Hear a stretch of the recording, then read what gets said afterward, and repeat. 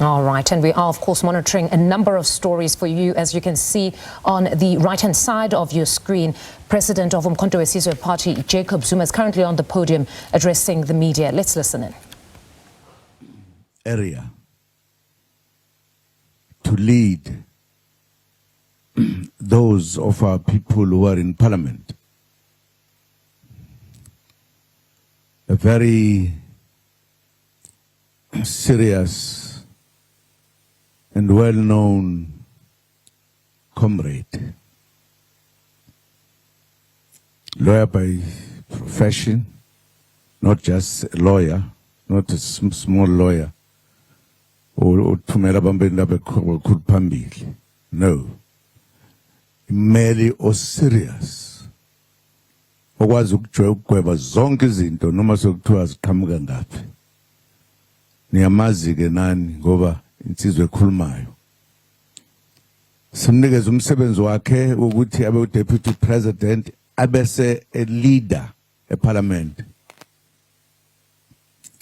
But given the task and the growth of our organization, we want him now to concentrate mainly in parliament and deal with parliamentary issues and laws and legal things or whatever. He can't do that and also be at the office, the main office. We have therefore added, as we have said, another leader who's going to be with us all the time. Partly also, by the way, because the current president of Umkhonto weSizwe, I'm sure you all know, maybe there's not a single one here with my age. Is there?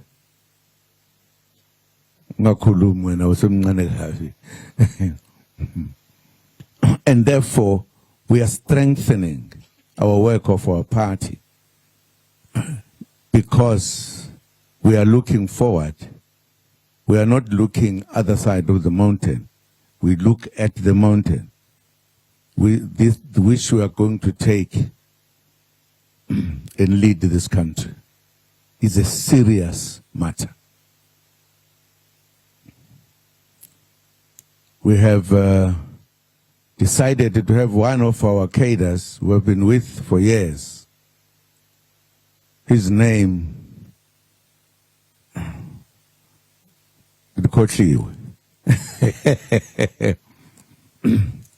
that comrade of ours who's going to join us at the leadership, the top leadership, is Tony Yengeni.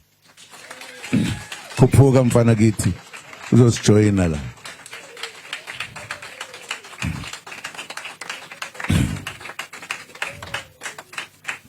Yini kukhona abangashaya izandla lapho? Anijabuli. Kwakhona abangashaya izandla, ha? Mhlole.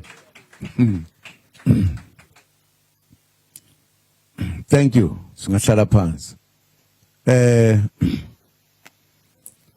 Tony Yengeni is a cadre of many, many years. He's a cadre who took a decision to leave the country as a young man, to go and prepare himself to fight to free the black South Africans in South Africa.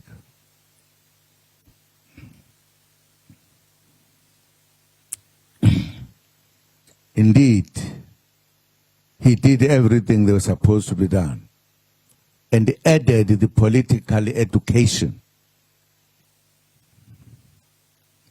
And he has remained a very solid leader, solid cadre. Just to tell you one little thing, when one of our leaders who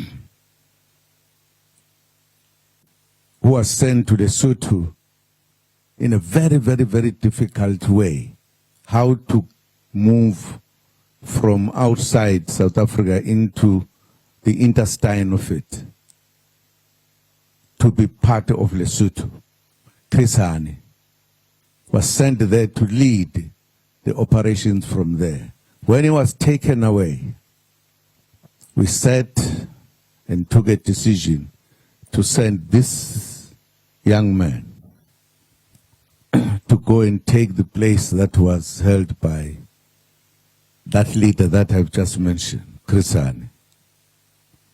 And he operated from Lesotho and finally penetrated the country into the Cape Town and operated there. So we are talking about the man who knows what to liberate is. This is now one of our Deputy Secretary General of Umkhonto weSizwe. Ozonikhulula nonke noma ningafuni. So nikhulula. Nikhulula impela ngci. Ngicela intiswe. Ngitheni mina? Ngithe Secretary General. Ungakwenza nalokho masimnika. Hamba nazi. Uyakwazi ukwenza konke la ayikho into angakwazi ukuyenza lo. The only thing angakayenzi kuba president. Kodwa konke okunye Deputy President ukushona enzansi do Secretary, Deputy Secretary yini ngakayenza. In any case, that is a man who is now going to be working with us all, also helping me. When I met him when I was also not young but older than him, but I've been Gijima. But manje sengilindele ukubona ukuthi akhona namaqhawela akwazi ukubhala iqiniso. Kwavete kwavuma omunye kuphela. Abanye abalibhali. So I just thought I should mention this because here is a man who's going to be working with me in the leadership of this party. We come from very far with him. I trust him as I trust many cadres that I fought with, that I worked with, that I did everything.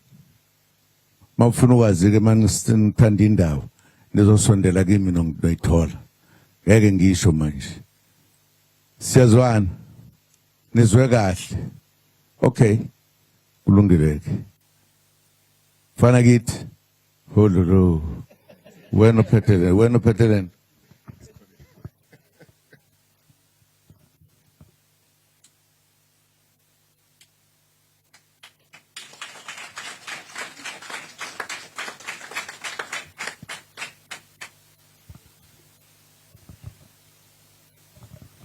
Thank you, President. Welcome, Comrade Tony Yengeni, Second Deputy President of Umkhonto weSizwe Party. I'm going to call upon Comrade, in this case, no. I'm going to call upon yourselves to then ask us questions to the comrades that are sitting up front here.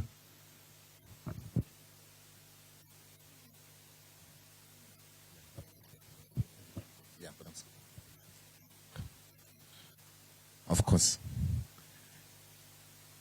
Okay. The Second Deputy President is going to give us a brief statement. No questions to him. That's where I was going. Second Deputy President.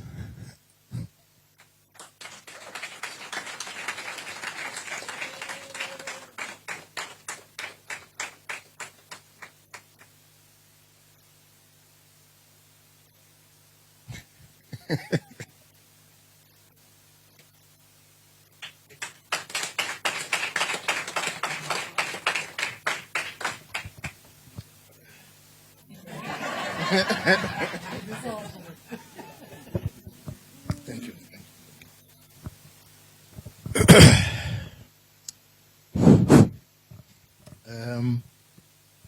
Comrade President Jacob Zuma, the leadership of Umkhonto weSizwe,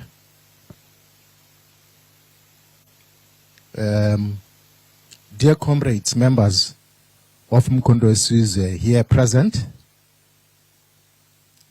and dear members of the Fourth Estate,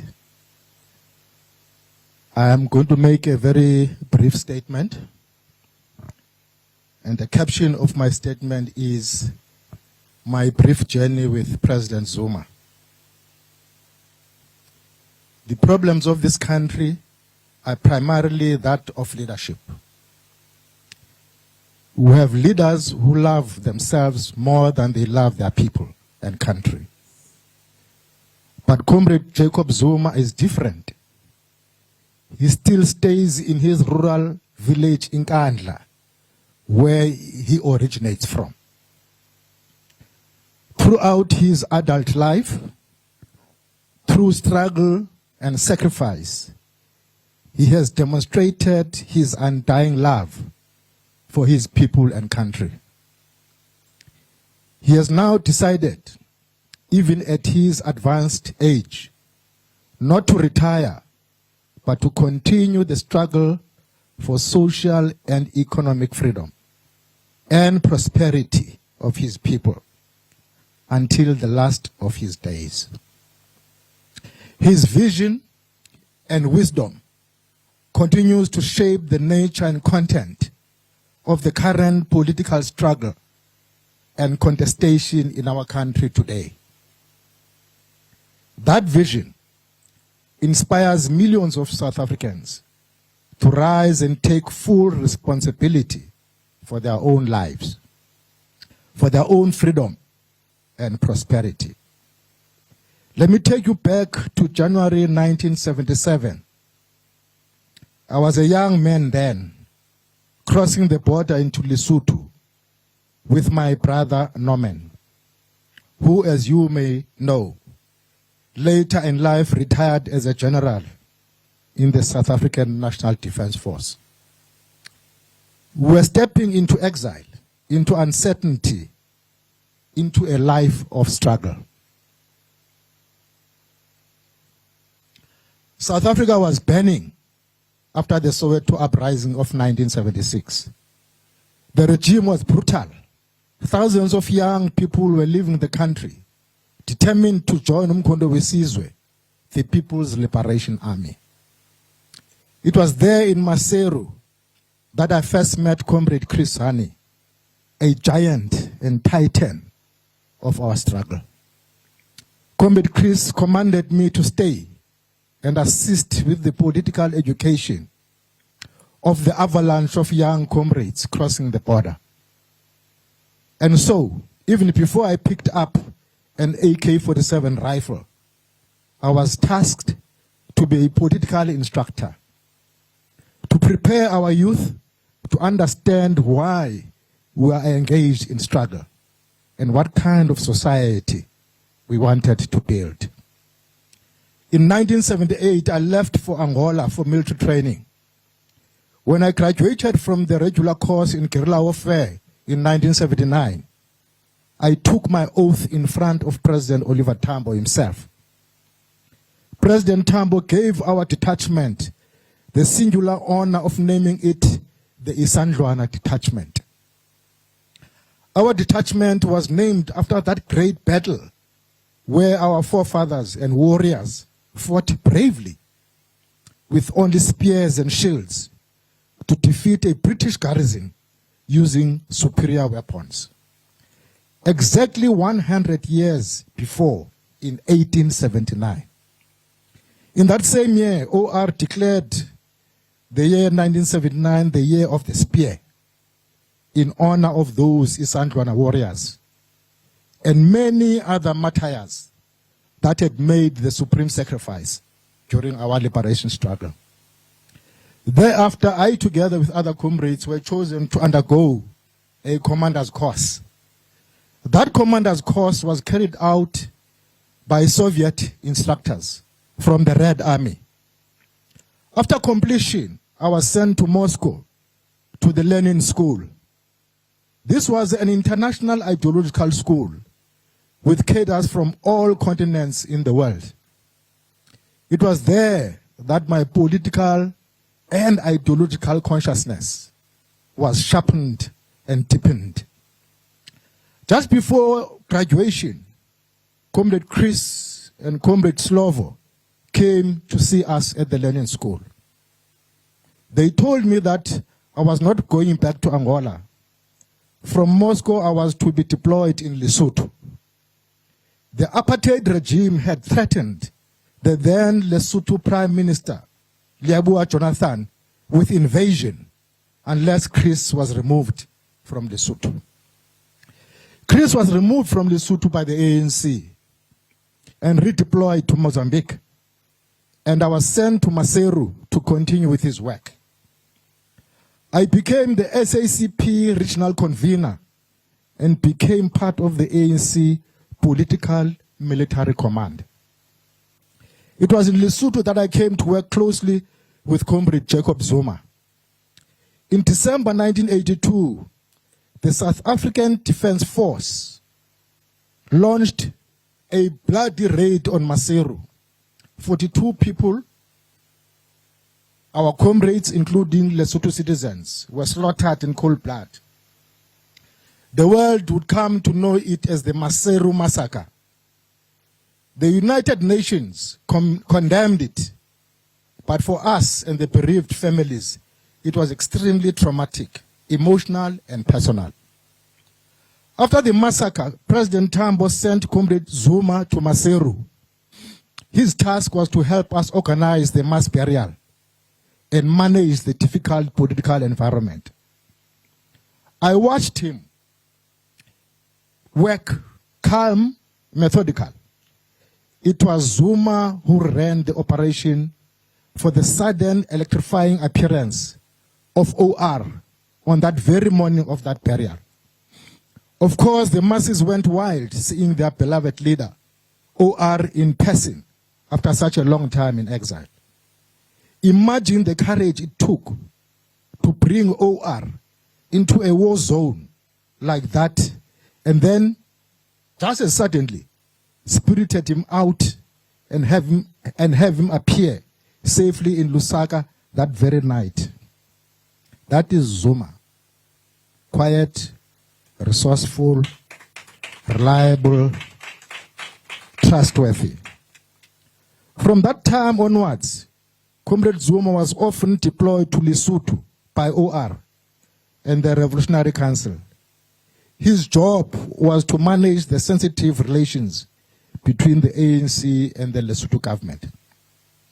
And so from those days in the Mountain Kingdom, through tragedy and resistance, he and I forged a bond that would carry us into the democratic era. Then in Parliament, I served as Chief Whip of the ANC. Comrade Zuma was Deputy President and leader of government business. And Comrade Frini Chinwala was Speaker. May her soul rest in peace. Every Monday morning, the three of us met in the Speaker's office to coordinate our parliamentary program. Different times, different arena, same comradeship. History has its trials. The so-called arms deal was one of them. Both of us were dragged into it.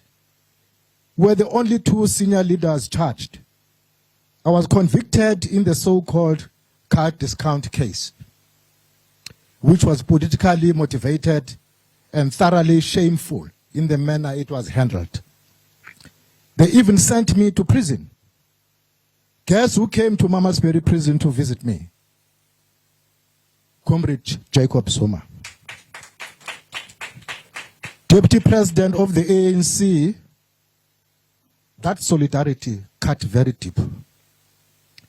Later, they went after Zuma himself, charging him with the arms deal, a case that has been hanging over his head for more than 2 decades. Justice delayed is justice denied. The fact that that trial drags on today is a serious travesty of justice.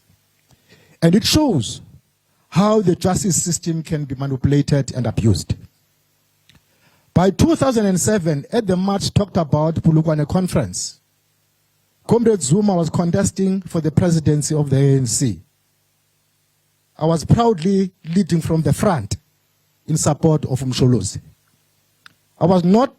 That conference was not about politics only. It was about ensuring that the ANC remains the champion of the aspirations of the poorest of the poor. Umsholozi won that conference hands down. He did not buy that conference. That conference and its outcomes was an open expression of the democratic will of the vast majority of ANC delegates. Fast forward, when the Concord decided to throw Comrade Zuma to prison without a trial, I was one of those outraged thousands of the masses that descended upon Ingandla to declare our contempt, our indignation, and rejection for that Concord verdict, and our overwhelming unrelenting support and solidarity with Comrade Zuma. Even when Umsholozi later formed Umkhonto weSizwe, our bond endured. When the ANC took disciplinary action against him, Umsholozi called upon me to represent him before the DC. I readily agreed. In moments of crisis, a true leader turns to those he trusts most. Till today, I remain a regular visitor. Till today, I remain a regular visitor to his homestead in Kandla. We sit together, we deliberate, we debate the crisis our country is facing, searching for ways to resolve them. The bond we forged in exile, in Angola, in Moscow, in Lesotho, in parliament, in prison, continues to this day. That bond was forged in the crucible of struggle. We have shared in victories and endured humiliations. We have been tested by fire. We have been through the eye of the needle. From time immemorial, outstanding individuals have and do contribute in the making of history. And those outstanding personalities have to be acknowledged and celebrated during their lifetime. Yet to be truly great, leaders must at all times assert their primacy, pledge their loyalty, and serve the organized will of the masses of our people. This struggle for social and economic emancipation, led by MK and other black political organizations, is not about me or yourself, or anyone for that matter. It is about the heart and soul of the land of our ancestors and its people, the People's Republic of South Africa. Glory and dignity, the glory and dignity of South Africa and its people, and among other nations, must and will be restored. South Africa and its people must and will be free. Amandla.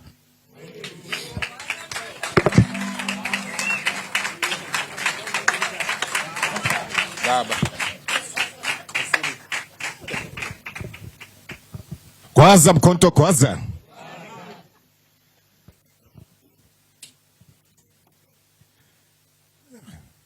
As I said before, I called the second deputy president up. There won't be any questions for the second deputy president today. That time will come, not today. With that, let me welcome Deputy President Dr. John Hlophe Mandlakayise.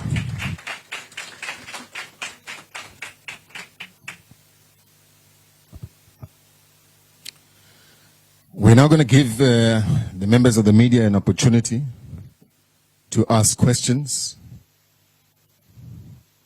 and we will then call upon the leadership to respond to those questions. So you have it. It's the breaking news this hour as a former ANC chief whip and Tony Yengeni now named by MK Party President Jacob Zuma as the Deputy Secretary General of the Umkhonto weSizwe Party. We've just listened to him speaking about the close bond and ties that he has endured with Zuma, and speaking, of course, part pardon me, the breaking news, announced as second deputy president of the Umkhonto weSizwe party. That's news just in. Speaking about detailing their history, talking about how they have endured a bond of true friendship and relations, a bond forged in Moscow, Lesotho, Parliament, prison, which continues today, and they've shared in victories and endured humiliation. Speaking about being, you know, we know that he is a convicted fraudster. Speaking about that, saying that he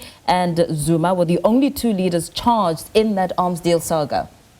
Was certainly quite a big talking point today. I'm sure a lot of analysis to come out of that announcement of him being the second deputy president of Umkhonto weSizwe.